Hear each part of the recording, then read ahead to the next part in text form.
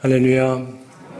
하나님께는 영광, 우리들에게는 은혜가 넘치는 귀한 시간이 되기를 바랍니다.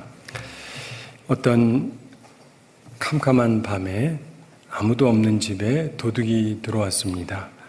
근데 갑자기 말소리가 들려요. 나는 봤다. 영구도 봤다. 그래요. 도둑이 놀라가지고 섰습니다. 근데 소리가 또 들려요. 나는 봤다. 영구도 봤다. 그래가지고 근데 보니까 아무 인기척 소리가 없어요.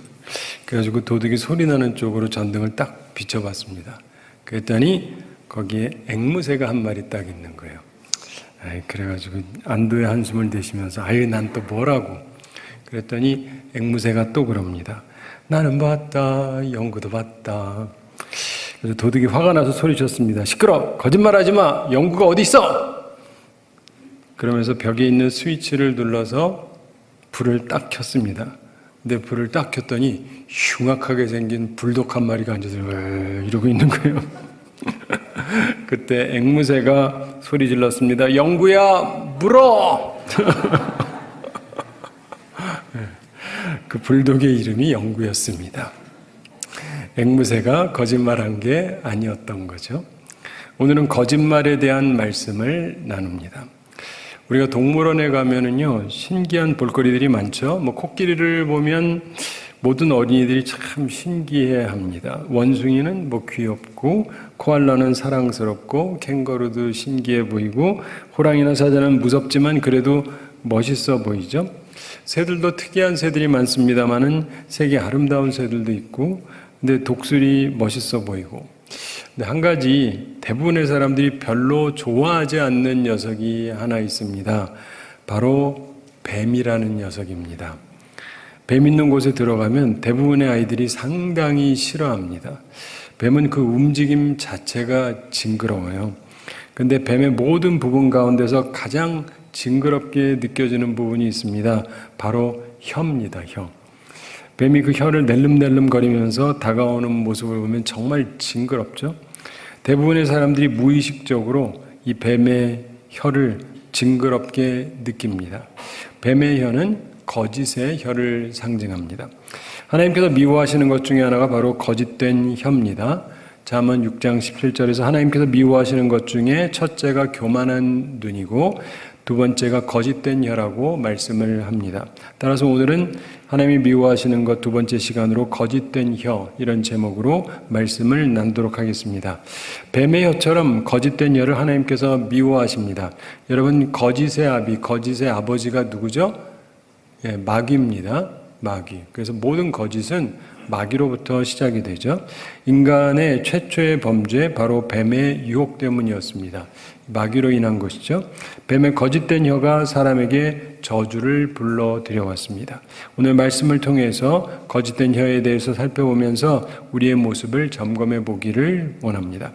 거짓된 혀에는 세 가지 특성이 있습니다. 우리가 피해야 되는 것들입니다. 거짓된 혀, 즉 뱀에게 있는 첫 특성은 간교함입니다. 뭐라고요? 간교함. 오늘 본문 1절 말씀 함께 읽어보겠습니다. 그런데 뱀은 여호와 하나님이 지으신 들짐승 중에 가장 간교하니라. 뱀이 여자에게 물어 이르되 하나님이 참으로 너희에게 동산 모든 나무의 열매를 먹지 말라 하시더냐. 아멘. 여호와 하나님이 지으신 들짐승 중에 뱀이 가장 간교하더라, 이렇게 성경이 말씀하고 있습니다. 뱀의 특징, 거짓된 혀를 가진 자의 첫째 특색은 간교함입니다. 여러분, 간교하다는 것은 두 가지를 혼합한 모습이라고 생각을 할 수가 있습니다. 뛰어난 머리와 불순한 마음, 이 두 개를 합친 게 간교함이에요. 마귀는 본래 거짓말장입니다. 그런데 바보가 하는 거짓말은 아무도 속지 않습니다. 하나님께서 싫어하시는 거짓된 혀를 가진 자의 특색은 좋은 머리는 가졌는데 나쁜 마음을 가진 자를 말합니다.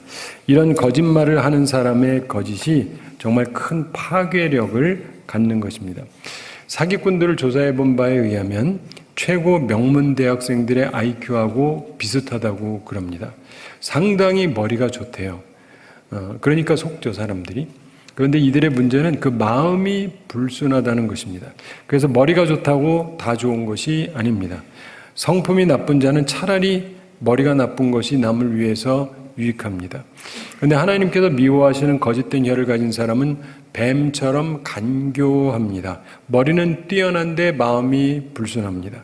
그래서 위대한 성서학자 매튜 헨리가 성결하지 않은 영리함은 마귀가 자기 유익을 위해 이용하기 가장 좋은 것이다, 이런 말을 했습니다. 사랑하는 성도 여러분, 우리 마음을 항상 깨끗하게 해야 됩니다. 마음이 이중적인 사람, 깨끗하지 못한 사람, 불순한 사람, 이런 사람들은 자신의 뛰어남이 마귀에 의해서 이용될 거라는 사실을 기억을 해야 됩니다. 마태복음 5장 8절에서 마음이 청결한 자는 복이 있나니 저희가 하나님을 볼 것이며, 이렇게 말씀합니다. 이와 반대로 요한계시록 22장 8절 후반에서 모든 거짓말하는 자들은 불과 유황으로 타는 못에 참여하리니 이것이 둘째 사망이라, 이렇게 말씀합니다. 마음이 청결해야, 동기가 순수해야 하나님을 볼 수 있습니다. 천국에 갈 수 있습니다. 그러나 거짓 혀를 가진 사람들, 간교함을 가지고 세상을 살아가는데 천국에 들어갈 수 없다가 성경 말씀입니다. 거짓된 혀를 가진 자의 둘째 특성은 의문을 증폭시킨다는 것입니다. 의문을 증폭시킨다. 특별히 말씀에 대해서 의문을 일으켜요. 본문 1절 중반에 뱀이 여자에게 묻죠. 하나님이 참으로 너희에게 동산 모든 나무의 열매를 먹지 말라 하시더냐.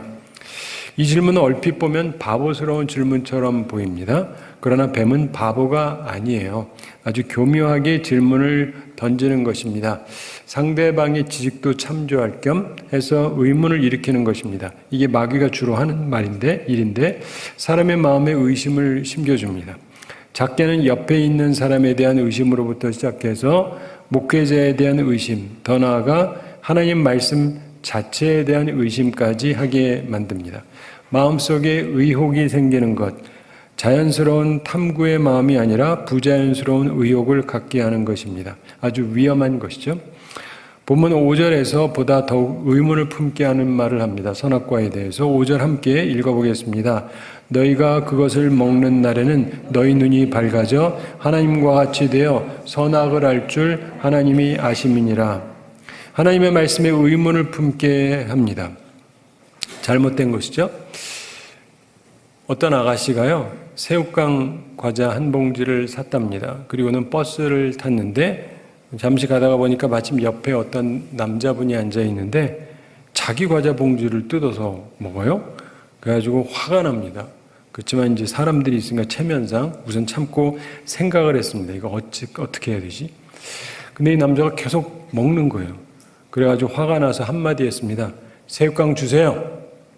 그랬더니 남자가 놀라서 쳐다봅니다. 참으면서 아가씨가 또 말했습니다. 새우깡 달라니까요. 그랬더니 남자가 씩 웃더니 새우깡 몇 개를 이렇게 집어줘요. 아가씨가 화가 치밀어 오릅니다. 다 주는 것도 아니고 몇 개만 집어주다니 자기 건데 얼마나 화가 납니까? 그러나 상황이 상황인지라 최대한 사람들의 눈에 띄지 않게 다시 말했습니다. 더 줘요. 그때 남자가 웃으면서 이번에 한 움큼 딱 줍니다. 아가씨가 눈물나게 화가 나는 거예요. 그래도 체면상 참고 그거라도 먹자. 그리고 일단 먹었습니다. 먹고 조금 있다가 자기가 내려야 될 곳이 됐어요. 그래서 자기 가방을 점검했습니다. 근데 웬걸 자기 가방에 새우깡 한 봉지가 그대로 있는 거예요. 네, 이해되시죠? 머리 좋으신 분들은. 네, 오해해서 남의 것을 뺏어 먹은 거예요, 자기가 지금.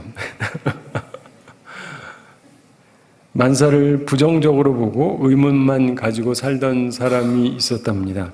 이 사람이 성경을 봤더니 예수님께서 물 위를 걸어서 배에 있는 제자들에게 걸어갔다 이런 내용이 나오잖아요. 이걸 보고는 이 의문을 일으키기 좋아하는 사람이 그거를 읽더니 이렇게 말하더랍니다. 그 예수라는 사람은 수영도 못했나 보지?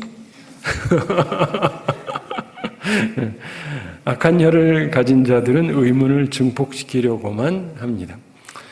자, 거짓된 혀를 가진 자의 셋째 특성은 반역의 삶을 산다는 것입니다. 반역의 삶을 산다. 마귀는 거짓된 혀로 우리를 반역의 삶으로 이끕니다. 뱀의 질문에 여자가 2절 3절에서 말합니다. 2절에서 여자가 뱀에게 말하되 동산나무의 열매를 우리가 먹을 수 있으나, 그러면서 3절에서 동산 중앙에 있는 나무의 열매는 하나님의 말씀에 너희는 먹지도 말고 만지지도 말라, 너희가 죽을까 하노라 하셨느니라, 이렇게 말합니다. 그러자 뱀이 뭐라고 말합니까? 본문 4절 함께 읽어보겠습니다. 뱀이 여자에게 이르되 너희가 결코 죽지 아니하리라. 너희가 결코 죽지 아니하리라. 무슨 말입니까? 하나님이 먹지 말라고 한 과일 먹어도 안 죽는다, 상관없다, 하나님 말 사실이 아니다, 이런 얘기입니다. 결국 하나님의 법에 어긋나게 살라고 충동하는 것입니다. 반역의 삶으로 이끄는 것입니다. 그냥 이거는 추정해보는 얘기인데요. 본래 하나님은요, 만지지 말란 말씀을 하신 적은 없어요. 먹지 말라고 하셨지. 근데 이 여인이 만지지도 말라, 너희가 죽을까 하노라 그랬다고 그러잖아요. 그럼 어쩌면 이건 그냥 상상인데 한번 만져봐 했을 수 있어요. 안 만져! 왜 만져? 만지면 죽는데. 탁 갖다가 만지면 어때요? 나 죽었다? 근데 죽어요? 안 죽지. 거봐, 안 죽잖아. 먹어도 안 죽어. 그럼 더 쉽게 먹겠죠? 지금 제가 얘기한 건 완전 소설 쓴 거예요. 어디 가서 진짜 그렇다라고 얘기하지 마시고. 근데 그럴 수도 있어요. 그러니까 우리가 성경을 정확히 알아야지, 잘못 알면 그거로 인해서 내가 오히려 시험을 받을 수가 있어요. 어쨌든 이걸 통해서 반역의 삶으로 이끄는 것이죠. 옛날에 충청도에 어떤 양반댁에 아들이 태어났습니다.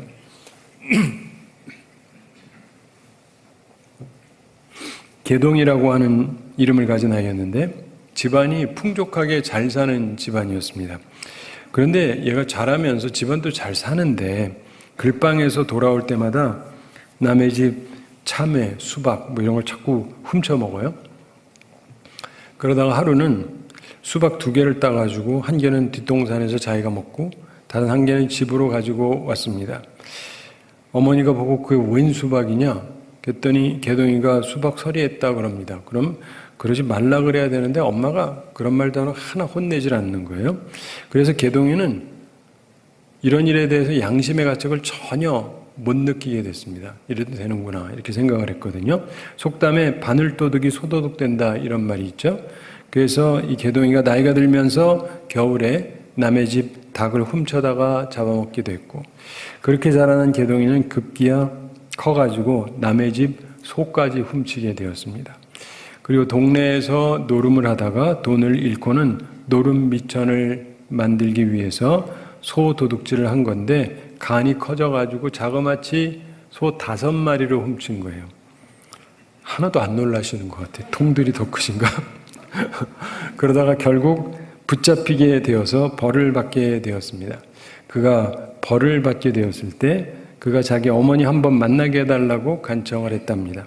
어머니가 오니까 그가 어머니를 원망하면서 이렇게 말했다 그럽니다.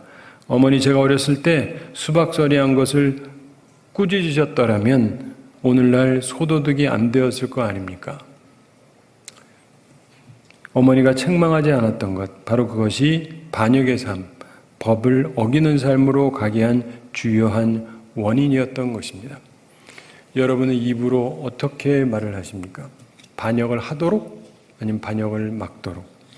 자, 그런데 왜 거짓말쟁이 마귀에게 사람들이 속을까요? 왜냐하면 이익을 보장하기 때문입니다. 물론 그 이익은 실상은 헛된 소망입니다. 즉 미끼, 덫인데 그것 때문에 사람들이 속습니다. 그런데 우리는 거짓된 혀를 가지고 살아도 안 되고 거짓된 혀를 가진 자에게 속임을 당해도 안 됩니다. 왜 그러냐? 그 결국이 저주이기 때문입니다. 그 결국이 심판이기 때문입니다. 본문 14절 함께 읽어보겠습니다. 여호와 하나님이 뱀에게 이르시되 내가 이렇게 하였으니 내가 모든 가축과 들의 모든 짐승보다 더욱 저주를 받아 배로 다니고 살아있는 동안 흙을 먹을지니라. 아멘. 결국 속이는 자는 저주를 받습니다. 이게 성경 말씀입니다. 그리고 속아서 범죄한 아담과 하와도 역시 저주를 받게 되었습니다. 피하지 못합니다. 우리는 속지도 말고 속이지도 말아야 하는 것입니다. 예전에 페르시아 사람들이 독특한 풍습을 갖고 있었다고 그럽니다. 전쟁에서 승리를 하면 노예를 한 명 뽑아서 그를 3일 동안 왕으로 만들어주는 풍습을 가지고 있었다고 합니다. 그래서 뽑힌 노예에게 왕복을 입혀주고 그가 원하는 모든 쾌락을 즐길 수 있게 해준다고 그럽니다. 먹고 싶은 거 다 먹고 즐기고 싶은 거 다 즐길 수 있게 해준대요. 3일 동안. 정말 왕처럼 자기 마음대로 할 수 있게 해줍니다. 근데 문제는 그 즐김이 딱 3일로 끝난다는 거예요. 그러고 나서는 어떻게 하느냐. 3일이 지나면은 자기들에게 승리를 준 신에게 인간 제물로 그 노예를 바쳤다 그래요. 그야말로 3일 천하를 살고 끝나는 거죠. 사랑하는 성도 여러분, 우리는 유익을 얻는 것 같으나 그 끝에 죽음이 기다리고 있는 그런 저주의 길을 걷지 말아야 됩니다. 하나님께서는 거짓된 혀를 미워하십니다. 우리는 우리의 말에 거짓이 없도록 해야 됩니다. 그러려면 간교함, 즉 마음의 불순한 자세를 버려야 됩니다. 그리고 의문을 증폭시키지 말아야 됩니다. 특히 말씀에 의심을 일으키지 말아야 됩니다. 또한 무엇보다 반역의 삶을 피해야 합니다. 거짓된 혀의 최종 목표는 바로 반역의 삶으로 이끄는 것이기 때문에 그렇습니다. 그런데 그 결국은 저주받는 삶이 되는 것입니다. 사랑하는 성도 여러분, 하나님께서는 진실된 혀를 사랑하십니다. 진실하면 생각나는 분이 있습니다. 바로 예수님입니다. 예수 그리스도는 말씀이 육신이 되신 분입니다. 따라서 진리 그 자체입니다. 하나님께서 사랑하시는 자, 하나님이 기뻐하시는 자, 예수님의 진실한 혀를 우리가 제자로서 배우게 되기를 바랍니다. 진실된 혀가 가지고 있는 특성이 있습니다. 우리가 배워야 될 점입니다. 진실된 혀의 첫 특색은 탁월함입니다. 뭐라고요? 네, 그러니까 우리의 말에도 탁월함이 있어야 됩니다. 예수님의 말씀에는 다른 사람과 다른 탁월함이 있었습니다. 마태복음 7장 28절 29절에 보면은 예수께서 이 말씀을 마치심에 무리들이 그 가르치심에 놀래니 이는 그 가르치시는 것이 권세 있는 자와 같고 저희 서기관들과 같지 아니함일러라 이렇게 말씀합니다. 예수님의 말씀에는 탁월함이 있었습니다. 권세가 있었습니다. 탁월함은 두 가지 때문에 가능합니다. 탁월함을 주는 두 가지 이유는 순수함과 지혜입니다. 예수님께서는 비둘기처럼 순결하되 뱀처럼 지혜로우라고 제자들을 가르치셨습니다. 예수님의 말씀에는 바로 이 두 가지가 잘 배합되어 있습니다. 순수함과 지혜, 그래서 탁월함이 있는 것입니다. 우리는 이 말씀을 잘 이해해야 됩니다. 예를 들어서 어떤 악당이 선한 사람을 죽이려고 쫓아옵니다. 그런데 그 선한 사람이 숨으면서 좀 비밀로 해달라고 말합니다. 그때 악당이 나타나서 여러분에게 그가 어디 있느냐, 선한 사람이 어디 있느냐 찾으면 어떻게 해야 됩니까? 우린 뭐라고 해야 되죠? 어떤 사람은 자기가 아는 대로 선한 사람이 숨은 것을 말해야 된다라고 얘기하는 사람이 있습니다. 그것이 정직이요 진실이라고 생각하는 사람이 있습니다. 의외로 있더라고요. 근데 잘 들으십시오. 그거는요, 진실이라고 말하는 게 아니라 어리석음이라고 말해야 되는 거예요. 선한 사람을 악인이 죽이려고 하는데 중요한 정보를 그대로 말하는 것은 정직이 아니라 뭐라고요? 어리석음이에요, 그건. 성경의 예를 생각해 보십시오. 여호수아가 보낸 두 정탐꾼이 여리고에서 기생 라합의 도움을 받고 살아납니다. 사람들이 찾아요. 기생 라합이 그들을 숨기고 거짓말을 했습니다. 그래서 그 결과로 하나님께서 라합을 어떻게 하십니까? 거짓말했다고 벌 주십니까? 저주하십니까? 아니요. 큰 상을 주십니다. 거짓말해서가 아니라 하나님의 사람을 살려줬기 때문이죠. 네. 모두가 죽임을 당할 때 라합과 그 가족을 하나님께서 구원하십니다. 그리고 예수님의 조상이 되게 해주십니다. 다윗을 사울 왕이 죽이려고 할 때 사울 왕의 아들 요나단이 뻔히 알면서 어떻게 해요? 숨겨줘요. 그래서 요나단이 악인입니까? 아니죠. 그리고 이후에 다윗이 왕이 된 이후에 반역한 아들 압살롬이 공격해 오는데 그때 피하지 않습니까? 그때 다윗의 친구 후세가 지혜롭게 말해서 어려움을 피하게 합니다. 물론 압살롬을 속인 거죠. 그래서 후세를 성경이 비난합니까? 아니요. 의로운 하나님의 사람을 살린 공이 큰 사람으로 기록하고 있습니다. 제 말을 잘 들으시고 제대로 이해하시게 되기 바랍니다. 간교함을 참 지혜라고 말하지 않듯이 어리석음을 결코 정직 혹은 진실된 말이라고 할 수 없는 것입니다. 예수님께서도 자신이 어떤 존재인지를 상당 기간 동안 일부러 얘기를 안 하셨어요. 때가 될 때까지. 그래서 영국의 역사학자 칼라일이 이런 의미심장한 말을 남겼습니다. 인간에게 제일 무서운 것은 행운과 행복이 없는 것이 아니라 지혜가 없는 것이다. 나라의 흥망성쇠의 문제는 많은 경우 운의 문제가 아니에요. 지혜의 문제인 것입니다. 저는 이렇게 잘 표현합니다. 판단력의 문제. 우리는 예수님을 따르는 사람들입니다. 우리 말에는 순수함과 지혜가 담겨있는 탁월함이 있어야 하는 것입니다. 그것을 하나님께서 기뻐하십니다. 미국의 강철왕 앤드류 카네기가 10살 때 산에 올라갔다가 토끼 한 마리를 잡았답니다. 집으로 가지고 와서 키웠는데 마침 토끼가 새끼를 뺀 상태였어요. 근데 얼마 후에 새끼를 낳았는데 꽤 많이 낳았습니다. 12마리가 태어났답니다. 토끼를 키우고는 싶은데 카네기 혼자서 감당하기가 좀 어려워졌어요. 할아버지가 카네기한테 물었습니다. 앤드류, 이 많은 토끼를 어떻게 키울 생각이냐? 그랬더니 카네기가 미소를 짓더니 밖으로 나갔습니다. 잠시 후에 동네 아이들을 데리고 왔습니다. 그리고 할아버지한테 말했습니다. 할아버지, 이 아이들이 토끼 한 마리씩 맡아서 키울 거예요. 할아버지가 보니까 아이들의 숫자가 10명이었습니다. 그래서 다시 물었습니다. 근데 왜 10명만 데리고 왔니? 그랬더니 카네기가 답하더랍니다. 할아버지랑 저랑 합치면 12이잖아요.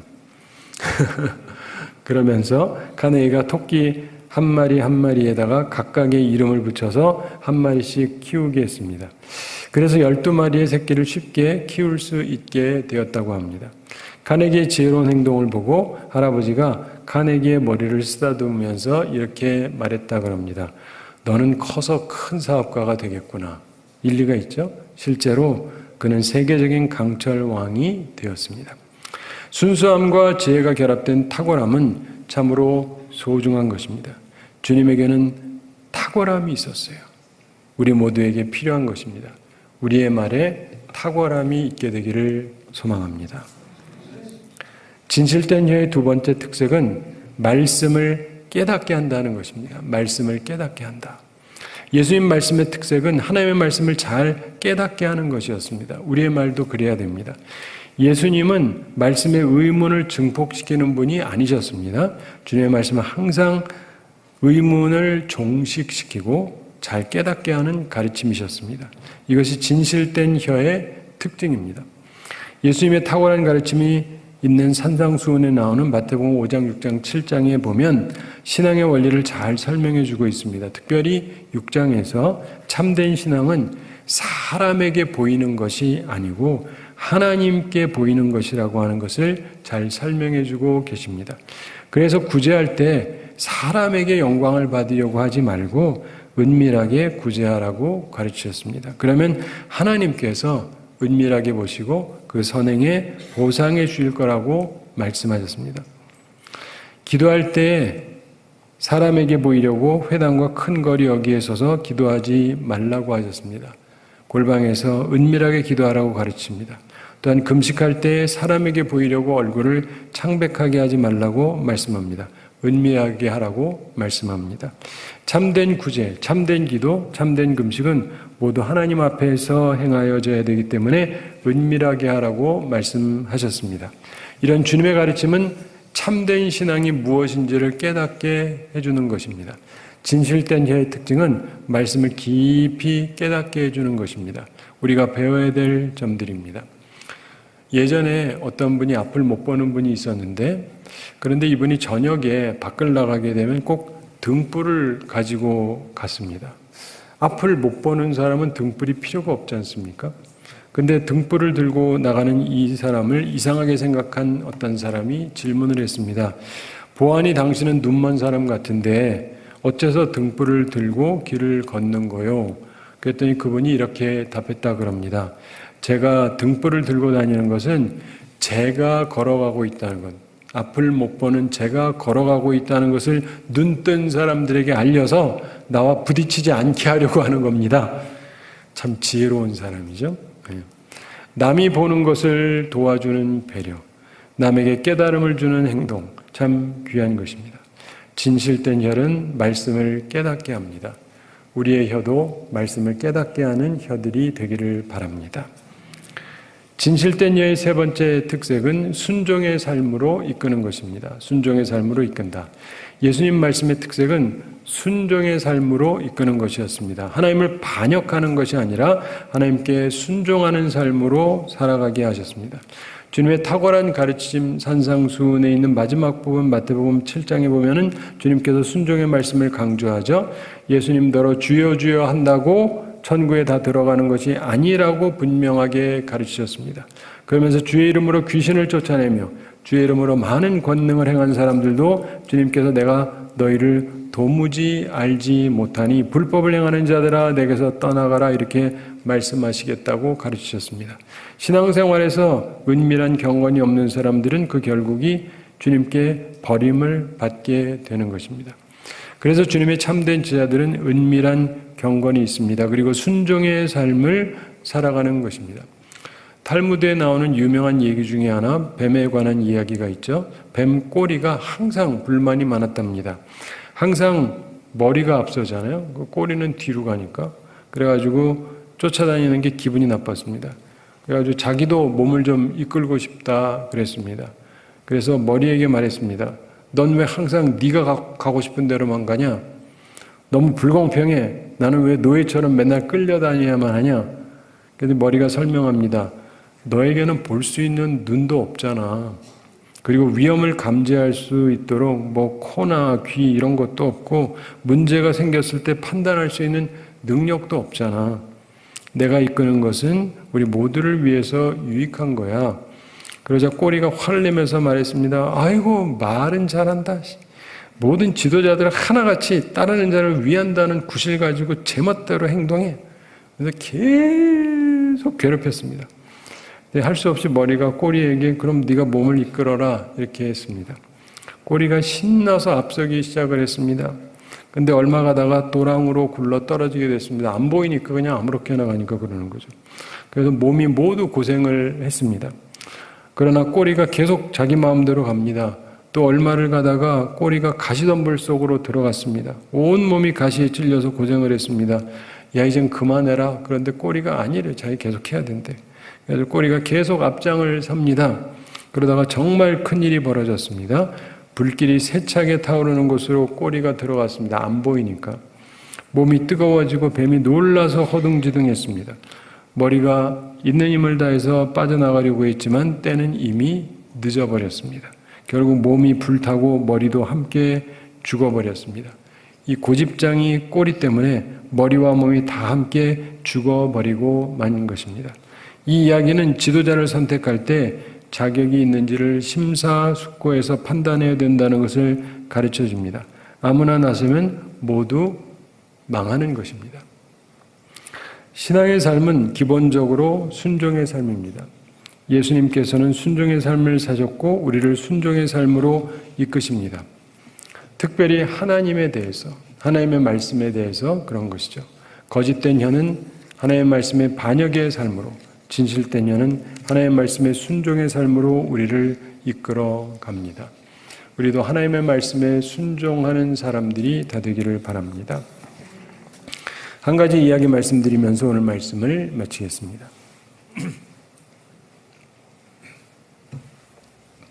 옛날 조선 말기에 평안도 박천이라는 곳에 김응식이라는 큰 부자가 살았답니다. 이분에게는 아들 둘, 딸 하나가 있었습니다. 3남매를 두고 있었는데 세 자녀가 전부 어른이 되고 다 같은 동네에서 잘 살고 있었답니다. 그런데 하루는 이 김 부자가 그 광산에 갔다가 크게 부상을 당했습니다. 그리고는 의식을 완전히 잃어버렸습니다. 의원을 불러서 치료했지만은 깨어나지를 않습니다. 부인과 두 아들이 발을 동동 구르면서 걱정을 합니다. 사랑하는 남편, 사랑하는 아버지가 죽을 것 같기 때문입니다. 의원이 최선을 다했습니다만 하면서 살아날 가망이 적다는 듯이 말을 합니다. 그 소식을 듣고 시집가서 살고 있던 딸이 허겁지겁 달려왔습니다. 딸이 아버지를 붙잡고 아버지 엉엉 하면서 이제 통곡을 합니다. 그 옆에 있는 사람들도 같이 울었습니다. 얼마나 아버지를 사랑하면 저럴까 이렇게 생각했는데 근데 한참 울던 딸이 푸념을 하기 시작합니다. 아버지, 저희 집에서 구워가신 쌀 500섬은 어떻게 하시렵니까? 옛날에 쌀 500섬은 엄청난 거거든요. 그 말을 듣고 모두 깜짝 놀랐습니다. 아무도 모르는 일인데 쌀 500섬 엄청난 액수예요. 근데 그 다음날 구사일생으로 김 부자가 살아났습니다. 참고로 유산에 대해서 말씀드리면 지금 법하고 옛날 법하고 다른 거 아시죠? 옛날에는 아들 중심으로 특별히 딸은 시집 안 간 사람한테만 줬어요. 근데 이미 시집 갔고 그러기 때문에 옛날엔 끝이에요. 그러니까 아들한테만 가는 거니까 이 딸이 자기도 챙기려고 쌀 500섬을 꺼낸 거예요. 일부러. 근데 그 다음날 아버지가 살아난 거예요. 정신 차리고 물 달라 그럽니다. 부인이 물을 주면서 남편이 정신을 차리니까 질문을 합니다. 여보, 딸아이한테 쌀 500섬 꾸신 일이 있으시오? 그랬더니 그 남편이 말합니다. 쌀을 꾸다니 내가 미쳤어? 시집간 딸한테 쌀을 왜 꿔? 이해가 되시죠? 네. 딸이 거짓말한 거예요. 아버지가 돌아가시면 큰돈 좀 챙기려고 선점하려고 거짓말을 했던 겁니다. 결국 어떻게 되었겠습니까? 이 딸은 이후 매우 불행한 삶을 살게 되었답니다. 남편에게도 쫓겨나고 부모님도 안 좋아하고 사랑하는 성도들은 아무리 친자식이라 할지라도 이런 악한 거짓말하는 자는 부모의 사랑을 받기 어렵지 않습니까? 거짓된 혀를 가지면 하나님의 미움을 받습니다. 하나님은 진리의 하나님이시기 때문에 더더욱 그렇습니다. 사랑하는 성도들, 우리가 예수님을 본받게 되기를 바랍니다. 그래서 거짓된 혀를 버리고 진실된 혀를 가지고 살아가서 하나님의 은혜를 받고 충만한 삶을 살아가는 우리 모두가 되기를 우리 주님의 이름으로 축원합니다. 우리 함께 기도하겠습니다. 사랑의 하나님 아버지, 우리를 사랑하시고 오늘도 저희들에게 귀한 말씀 주심을 감사드립니다. 우리의 인생을 살아가면서 거짓의 아비인 마귀처럼 거짓된 혀에 속거나 또는 내가 그러한 삶을 살아가는 사람이 되지 아니하고 하나님 앞에 예수 그리스도를 닮아서 진실된 혀를 가지고 살아가는 사람들 되게 하여 주시옵소서. 그래서 하나님께서 기뻐하시고 하나님이 사랑하시고 하나님이 보호하시고 하나님이 축복하시는 삶을 저희들이 다 살아가게 하여 주시옵소서. 감사드리며 예수님의 이름으로 기도드리옵나이다. 아멘.